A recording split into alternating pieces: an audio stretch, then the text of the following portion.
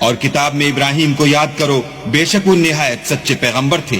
جب انہوں نے اپنے باپ سے کہا کہ ابا آپ ایسی چیزوں کو کیوں پوچھتے ہیں جو نہ سنیں اور نہ دیکھیں اور نہ آپ کے کچھ کام آ سکیں؟ ابا مجھے ایسا علم ملا ہے جو آپ کو نہیں ملا، تو میرے ساتھ ہوجئے، میں آپ کو سیدھی راہ پر چلا دوں گا۔ ابا شیطان کی پوجا نہ کیجئے، بے شک شیطان اللہ کا نافرمان ہے۔ ابا مجھے ڈر لگتا ہے کہ آپ کو اللہ کا عذاب آ پکڑے تو آپ شیطان کے ساتھی ہو جائیں۔ اس نے کہا کہ ابراہیم کیا تو میرے معبودوں سے برگشتہ ہے؟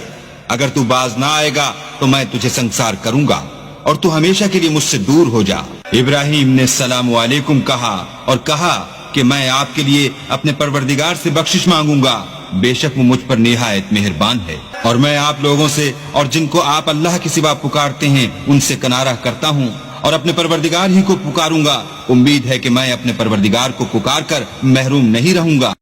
اور جب ابراہیم ان لوگوں سے اور جن کی وہ اللہ کے سوا پرستش کرتے تھے الگ ہو گئے تو ہم نے ان کو اسحاق اور اسحاق کو یعقوب بخشے اور سب کو پیغمبر بنایا، اور ان کو اپنی رحمت سے بہت سی چیزیں عنایت کی اور ان کا ذکر جمیل بلند کیا۔ اور کتاب میں موسیٰ کا بھی ذکر کرو، بے شک وہ ہمارے برگزیدہ اور پیغمبر مرسل تھے، اور ہم نے ان کو طور کی داہنی طرف پکارا اور باتیں کرنے کے لیے نزدیک بلایا، اور اپنی مہربانی سے ان کو ان کا بھائی ہارون پیغمبر عطا کیا۔ اور کتاب میں اسماعیل کا بھی ذکر کرو، وہ وعدے کے سچے اور ہمارے بھیجے ہوئے نبی تھے، اور اپنے گھر والوں کو نماز اور زکوٰۃ کا حکم کرتے تھے، اور اپنے پروردگار کے ہاں پسندیدہ و برگزیدہ تھے۔ اور کتاب میں ادریس کا بھی ذکر کرو، وہ بھی نہایت سچے نبی تھے، اور ہم نے ان کو اونچی جگہ اٹھا لیا تھا۔ یہ وہ لوگ ہیں جن پر اللہ نے اپنے پیغمبروں میں سے فضل کیا، یعنی اولاد آدم میں سے، اور ان لوگوں میں سے جن کو ہم نے نوح کے ساتھ کشتی میں سوار کیا، اور ابراہیم اور یعقوب کی اولاد میں سے، اور ان لوگوں میں سے جن کو ہم نے ہدایت دی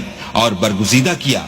جب ان کے سامنے ہماری آیتیں پڑھی جاتی تھیں تو سجدے میں گر پڑتے اور روتے رہتے تھے۔ پھر ان کے بعد چند ناخلف ان کے جانشین ہوئے جنہوں نے نماز کو چھوڑ دیا، گویا اسے کھو دیا، اور خواہشات نفسانی کے پیچھے لگ گئے، سو ان قریب ان کو گمراہی کی سزا ملے گی۔ ہاں، جنہوں نے توبہ کی اور ایمان لایا اور عمل نیک کیے تو ایسے لوگ بہشت میں داخل ہوں گے اور ان کا ذرا نقصان نہ کیا جائے گا، یعنی بہشت جاویدانی میں، جس کا اللہ نے اپنے بندوں سے وعدہ کیا ہے اور جو ان کی آنکھوں سے پوشیدہ ہے۔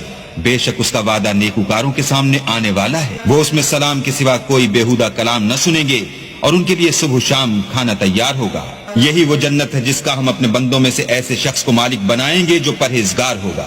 اور فرشتوں نے پیغمبر کو جواب دیا کہ ہم تمہارے پروردگار کے حکم کے سوا اتر نہیں سکتے، اور جو کچھ ہمارے آگے ہے اور جو پیچھے ہے اور جو ان کے درمیان ہے سب اسی کا ہے، اور تمہارا پروردگار بھولنے والا نہیں، یعنی آسمان اور زمین کا اور جو ان دونوں کے درمیان ہے سب کا پروردگار، تو اسی کی عبادت کرو اور اسی کی عبادت پر ثابت قدم رہو، بھلا تم کوئی اس کا ہم نام جانتے ہو؟ اور کافر انسان کہتا ہے کہ جب میں مر جاؤں گا تو کیا زندہ کر کے نکالا جاؤں گا؟ کیا ایسا انسان یاد نہیں کرتا کہ ہم نے اس کو پہلے بھی تو پیدا کیا تھا اور وہ کچھ بھی چیز نہ تھا؟ تمہارے پروردگار کی قسم، ہم ان کو جمع کریں گے اور شیطان کو بھی، پھر ان سب کو جہنم کے گرد حاضر کریں گے اور وہ گھٹنوں پر گرے ہوئے ہوں گے۔ پھر ہر جماعت میں سے ہم ایسے لوگوں کو کھینچ نکالیں گے جو اللہ سے سخت سرکشی کرتے تھے، اور ہم ان لوگوں سے خوب واقف ہیں جو ان میں داخل ہونے کے زیادہ لائق ہیں، اور تم میں سے کوئی شخص نہیں مگر اسے اس پر گزرنا ہوگا، یہ تمہارے پروردگار پر لازم اور مقرر ہے۔ بھلا تم نے اس شخص کو دیکھا جس نے ہماری آیتوں سے کفر کیا اور کہنے لگا اگر میں اثر نو زندہ ہوا بھی تو یہی مال اور اولاد مجھے وہاں ملے گا؟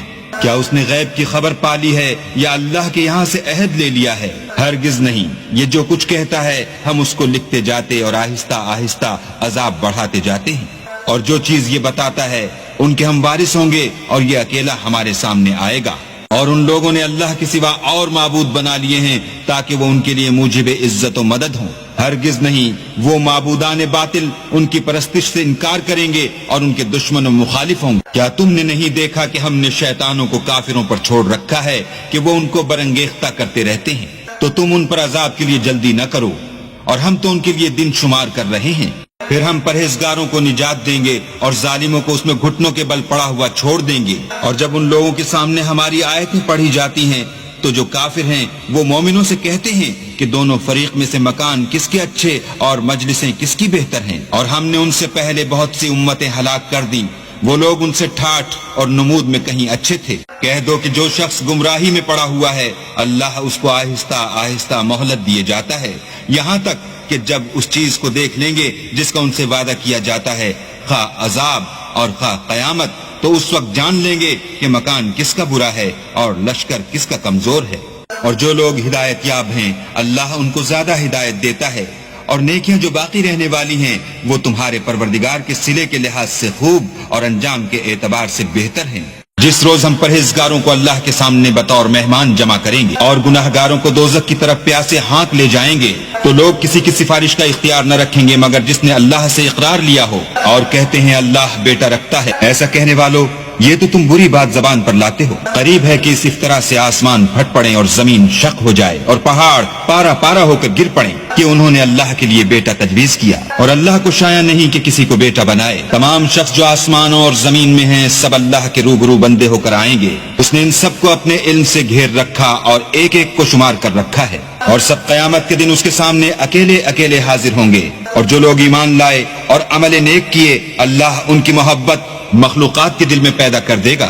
اے پیغمبر، ہم نے یہ قرآن تمہاری زبان میں آسان نازل کیا ہے تاکہ تم اس سے پرہیزگاروں کو خوشخبری پہنچا دو اور جھگڑالوؤں کو ڈر سنا دو، اور ہم نے ان سے پہلے بہت سے گروہوں کو ہلاک کر دیا ہے، بھلا تم ان میں سے کسی کو دیکھتے ہو یا کہیں ان کی بھنک سنتے ہو؟